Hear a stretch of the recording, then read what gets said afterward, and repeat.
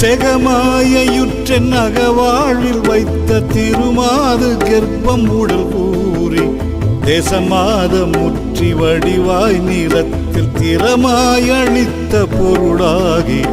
மகவாவின் உச்சி விழியானத்தில் மறைநேர் புயத்தில் உறவாடி மகவாவின் உச்சி விழியானத்தில் மறைநேர் புயத்தில் உறவாடி மடி மீதடுத்து விளையாடி நித்த மணிவாயின் முத்தி தர வேணும்